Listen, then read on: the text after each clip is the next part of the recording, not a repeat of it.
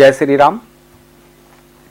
आज हम एक ऐसे ग्रह के बारे में बात करने वाले हैं जिनको पूरी दुनिया का पूरा ब्रह्मांड राहु और शुक्र के नाम से जानता है। आप जब भी देखो कि शुक्र एक ऐसा ग्रह है जो हमारे लग्जरीज जीवन का कारक है, हमारे गाड़ी का, घर का, सुंदर स्त्री का या हमारे सुंदर वस्त्र का, जितनी भी लग्जरीज की चीजें आती हैं इनके कारक जो होता है वो शुक्र होता है। और शुक्र को अगर देखा जाए एक तरीके से तो कहीं ना कहीं वो गुरु बृहस्पति से ज्यादा बलवान है, क्योंकि शुक्र ग्रह एक ऐसा ग्रह है जो एकमात्र मृत सजीवन विद्या का जानकार है। दूसरा ग्रह जो आता है वो राहु। राहु को इस कलयुग में इतना बलवान क्यों कहा गया? क्योंकि राहु बाहुबली है। दूसरा चीज राहु जो होता है वो विस्फोट है। जो आप ये देखते हो ना कि मतलब किसी के साथ अचानक रातों रात बहुत बड़े आदमी बन गए या उनके जीवन में कुछ ऐसा हुआ कि वो रातों रात उसको करोड़ों लोग जानने लगे, जिसको 4 लोग भी नहीं जानते थे उसको 40 लाख लोग जानने लग गए। ये क्या है? ये राहु है।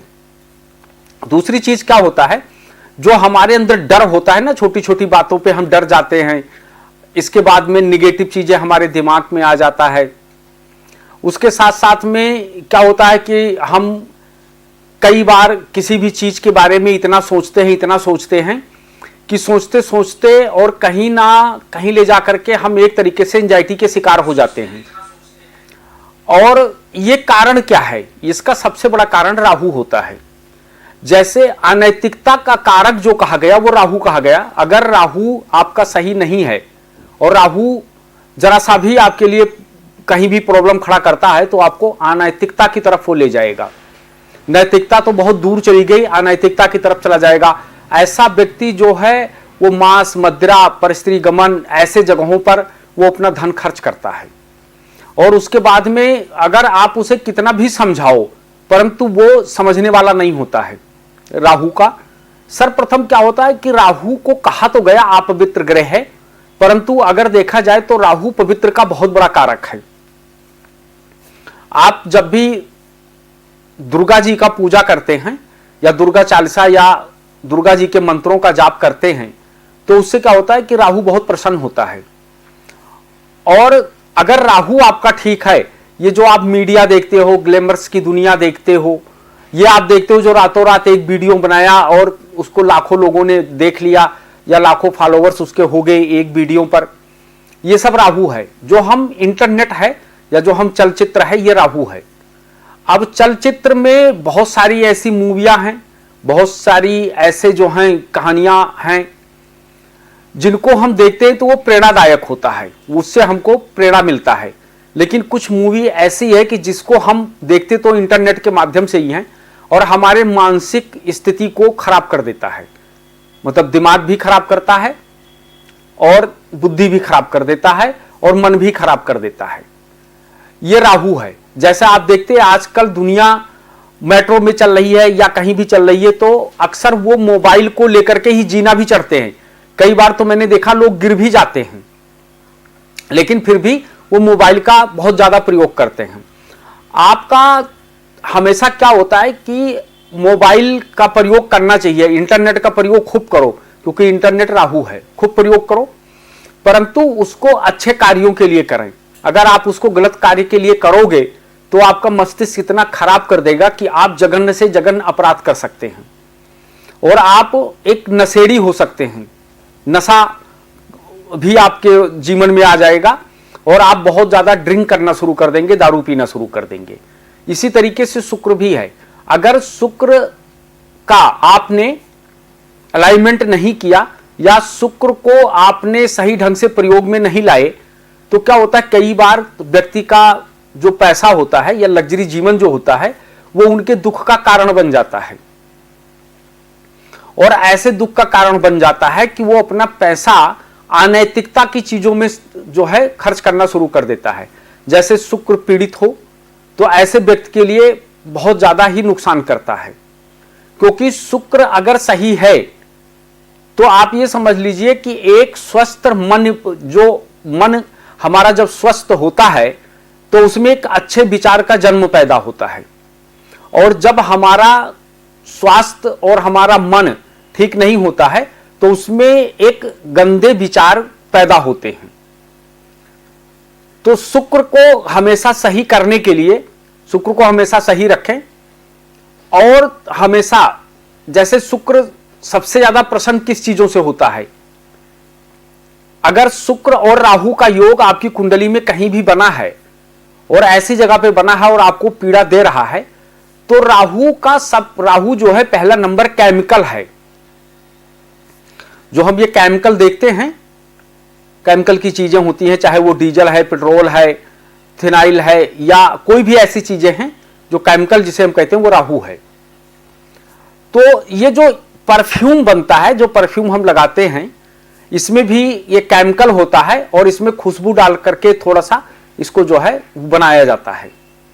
जब राहु और शुक्र का योग कुंडली में बन जाए और आपका मन मस्तिष्क पे नियंत्रण नहीं है और आप अपने कमाए हुए धन का सदुपयोग की जगह दुरुपयोग कर रहे हैं, गलत जगहों पर कर रहे हैं, तो ऐसे व्यक्ति को चाहिए कि बहुत ही महंगा वाला और अच्छा खुशबू वाला परफ्यूम का यूज करना चाहिए उनको।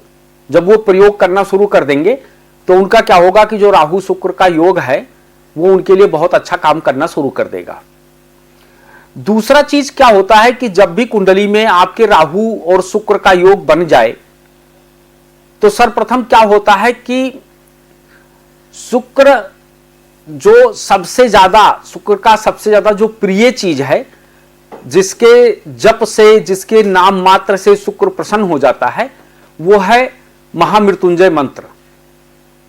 क्योंकि शुक्र को जो ख्याति मिली और शुक्र जो इतना बड़ा बना, वो सिर्फ महादेव की तपस्या करके बने और उनको कहा गया दैत्य गुरु शुक्राचार्य। अगर देव गुरु बृहस्पति हैं तो दैत्य गुरु शुक्राचार्य भी हैं। और शायद दैत्य गुरु शुक्राचार्य जो हैं, इनको मृत संजीवनी प्राप्त है, जो इनके अंदर वो ताकत है कि ये मुर्दे को कभी भी किसी समय जिंदा कर सकते हैं, वो शक्ति इनको प्राप्त है महादेव से। तो जब आपका शुक्र खराब हो जाए तो आपको महामृत्युंजय मंत्र का जाप करना चाहिए। कई बार हम देखते हैं जब लोग वीडियो बनाते हैं तो उसमें लिखते हैं कि गुप्तांगों को दही से धोना चाहिए। तो मैं सोचता हूं कि ऐसे ऐसे रेमेडी लोग लाते कहां से हैं कि गुप्तांग जो हमारा है वो शनि है और जो सफेद चीज है वो चंद्रमा है। तो जब भी शनि और चंद्रमा का योग होता है तो उसको विष योग कहा जाता है। जैसे किसी भी व्यक्ति की कुंडली में जब शनि चंद्रमा एक जगह बैठ जाते हैं तो अक्सर उनको ज्योतिषी ये कहता है कि आप रात में सफेद चीजों का प्रयोग ना करें, उनसे बचें। अगर आपको दूध लेना ही है तो आप उसमें हल्दी डालें, बॉर्नवीटा डाल दें या कुछ ऐसी चीजें डाल करके और उसको जो है दूसरे कलर में तब्दील कर दें। उसके बाद जब आप उसको प्रयोग में लाएंगे तो आपके लिए ठीक रहेगा। तो कभी भी ये सब चीजें जो है रेमेडी जो है गुप्तांगों को दही से धोना, ये करना, ये सब रेमेडी ठीक नहीं है और ये निकट भविष्य में आपको किसी बहुत बड़े जो हैं उसमें डाल सकता है रोग में। इसलिए जब भी शुक्र की युक्ति या शुक्र को आपको अगर सही करना है और शुक्र से आपको काम लेना है तो महामृत्युंजय मंत्र का जाप करें।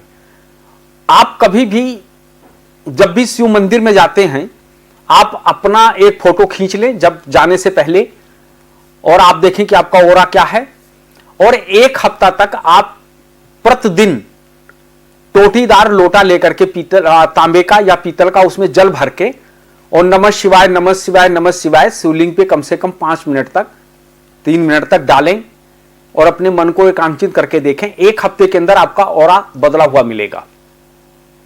ये शिवलिंग के अंदर ये पावर है। जब आप महामृत्युंजय मंत्र जपेंगे तो आपको बहुत फायदा मिलेगा। अब रह गई बात राहु की कि ये जो दैत्य लोग हैं ये किनसे डरते हैं। आपने सुना होगा दैत्य और देवताओं का संग्राम। जब दैत्य और देवता का संग्राम हुआ था तो देवता लोग हार गए थे और दैत्यों ने उनको स्वर्ग से मार के खदेड़ दिया था। सारा आधिपत्य दैत्यों ने अपने कब्जे में ले लिया ये बहुत दुखी हुए देवता। फिर जाकर के इन्होंने प्राम्बा मां आदि शक्ति जगत जननी का इन्होंने उपासना किया। तो वहां पर मां भवानी प्रकट हुई और इनको भयमुक्त किया, और करने के बाद में इन्होंने प्रथम युद्ध लड़ा। जो हमारे सृष्टि का प्रथम युद्ध था वो दैत्य देवताओं का संग्राम था। और उसमें जब आप दुर्गा सरस्वती पढ़ते हैं तो उसमें आप देखते हैं कि 64 जोगनियां, महाकाली, महालक्ष्मी, महासरस्वती, इन सब ने युद्ध किया और राक्षसों को विनाश करके और धरती को भयमुक्त किया और पुनर्देवताओं का राज्य स्थापित किया। इसलिए जब भी राहु की समस्या आए व्यक्ति के दिमाग में या उनके ऊपर चल रहा है और उनको नेगेटिव तरफ ज्यादा ले जा रहा है, बार बार उनके मन के अंदर वहम भर रहा है या उनको झूठ बहुत बोल रहा है, व्यक्ति गलत कामों में संलग्न है और निकलने की कोशिश कर रहा है, नशेड़ी बन गया है, नहीं निकल पा रहा है, तो उनको चाहिए कि वो जो है दुर्गा जी की उपासना करें। ओम दुर्म दुर्गाय नमः मंत्र का जाप करें या दुर्गा चालीसा का पाठ करें। दुर्गा चालीसा का पाठ करें। अगर आपके पास ज्यादा समय है तो दुर्गा सरस्वती का भी पाठ कर सकते हैं, दुर्गा कवच का भी पाठ कर सकते हैं। जब आप इनका पाठ करना शुरू कर देंगे तो राहु जो आपको पीड़ा दे रहा था वो धीरे धीरे आहिस्ता आहिस्ता आपका जो पीड़ा है वो खत्म हो जाएगा। दूसरी चीज क्या है कि जब भी राहु पीड़ा दे रहा हो तो हमारे जो ग्रंथ हैं, ग्रंथों में बताया गया है कि उस समय व्यक्ति को जो है किसी भी धार्मिक स्थल या मतलब जो है उनका एक तरीके से परिक्रमा करना चाहिए। अगर वो परिक्रमा करते हैं तो उससे क्या होता है कि राहु प्रसन्न होता है। उसके बाद तीसरा यह कहा गया है कि अगर किसी का राहु खराब है और उसे कष्ट दे रहा है तो ऐसे व्यक्ति को गंगा जी स्नान करना चाहिए और सर पे चुटिया रखे। इससे क्या होता है कि राहु जो है बहुत प्रसन्न होता है। आजकल प्रियाया हम देखते हैं माताएं बहनें जो हैं वो केस को खोल करके घूमती हैं। आपने देखा होगा कि महाभारत में द्रौपदी ने कसम खाया था कि मैं इस केस को जब बांधूंगी जब दुर्योधन के भाई दुशासन के लहू से सींच करके। दूसरा चीज आप देखते हो, जब भी कोई स्त्री दुखी होती है तो अपने केसों को खोल देती है। जैसे आपने देखा कि रण की क्षेत्र में महाकाली कोई भी देवी होती हैं तो अपने केसों को खोल के रखती हैं। इसलिए जो स्त्रियां चुटिया नहीं करती हैं और पैरों में पायल नहीं पहनती हैं और उसके बाद में अपने नाकों में सोने का कोई जेवर या कान में कोई जेवर डाल के नहीं रखती, उनके ऊपर राहु बहुत जल्दी हावी हो जाता है और उनको व्यसन की तरफ लेकर के चला जाता है।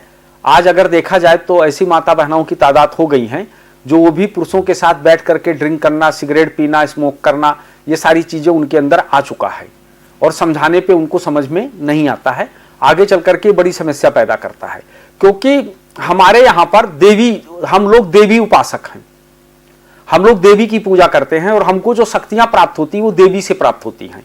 तो इस तरीके से जब भी हमारे यहाँ पर एक प्रचलन रहा है हमारे सनातन में, जब भी कोई लड़की कुंवारी होती है तो अपने नाम के आगे निर्मला देवी, ऐश्वर्या देवी, मुस्कान देवी लिखती है और जब उनकी शादी हो जाती है, मतलब कुमारी लिखती हैं, शादी हो जाती है जब उनका, तो अपने पति का नाम जोड़ देती हैं या उनके नाम के आगे से फिर देवी खत्म हो जाता है। यह हमारे यहां प्रचलन रहा है, लेकिन आज के युग में अब ये प्रचलन को प्रचलन नहीं मानते हैं। अब तो केस खोल करके घूमना, तो कभी भी जिनके सर पे चुटिया होती हैं, जनियों और चुटिया, ये दो चीज ऐसा होता है कि अगर ये बैठ करके किसी भी प्रकार का कोई कर्म करते हैं, यज्ञ हवन पूजन इत्यादि, तो उनको अनंत गुना फल मिलता है। और जिनके सर पे चुटिया नहीं होता और कंधे पे जनियों नहीं होता, वो लोग कितना भी अच्छा कर्म क्यों ना करें तो उनको उसका फल नहीं मिल पाता है। इसलिए हमेशा जो है राहु, जब भी अगर राहु एक ऐसा ग्रह है जो विस्फोट है, वो रातों रात बहुत कुछ कर देता है। और कभी भी राहु और शुक्र का लोग योग बताते हैं बहुत अच्छा होता है, लेकिन राहु और शुक्र का कभी पटा नहीं। क्योंकि ये दैत्यों में जितने भी बलशाली हुए, इनमें से कोई नहीं अपने गुरु का कहा माना। इसी तरीके से राहु ने भी अपने गुरु का कहा नहीं माना था। इसलिए जो है क्या होता है कि राहु का जो गुरु है, जिनको वो गुरु मानते हैं, वो देवाधिदेव महादेव भी हैं और उसके साथ शुक्राचार्य भी हैं। तो इस कारण से जब भी राहु की कोई दिक्कत आए, जैसे राहु क्या करता है, सर्वप्रथम चलते चलते कामों को ब्रेक कर देना, घुटने के नीचे जो पिछलियां होती हैं इसमें खिंचाव पैदा करना, नसों में दर्द पैदा करना, बॉडी में करना, हमेशा जो है प्रतिभरम करना, किसी चीज का आदी कर देना। एक तो होता है कि आदमी का मजबूरी में नशा करता है कोई, और एक होता है शौक में। तो जो राहु करता है वो शौक में करता है, मजबूरी में नहीं। इसलिए हमेशा राहु का उपाय करना चाहिए। जिनके घर के अंदर वेद पुराण उपनिषद होते हैं और उनके यहां पर, जिनके यहां पर घंटी का ध्वनि सुनाई पड़ता है, उनके यहां पर कभी भी इस प्रकार की निगेटिव ऊर्जाएं नहीं आती हैं। हालांकि राहु निगेटिव ऊर्जा नहीं माना जाएगा, क्योंकि राहु बहुत कुछ है। राहु माया है, बिना आज संसार में हर आदमी के हृदय में कहीं ना कहीं वो पनप रहा है। राहु ध्यान भी है, जो हम ध्यान लगाते हैं तो हम कहते हैं सबसे पहले माया आ जाती है। तो ये चीजें हैं। तो हमेशा इन दो ग्रहों का जीवन में अच्छा रहना बहुत जरूरी है। अगर ये दो ग्रह आपके जीवन में अच्छे नहीं हैं तो आपको शायद बहुत बड़ी बड़ी समस्याओं का सामना करना पड़ सकता है। इसलिए हमेशा दैव के अधीन रहें, उनके शरण में रहें। कहा गया है, हमारे यहां कहावत है कि हरि का भजन पेट का धंधा, इन्हें जो भूले मूर्ख अंधा। सुबह सुबह उठ करके हरि का भजन करना चाहिए। उसके बाद अपने पेट पालने के लिए आजीविका उपार्जन का कोई ना कोई स्रोत होना चाहिए।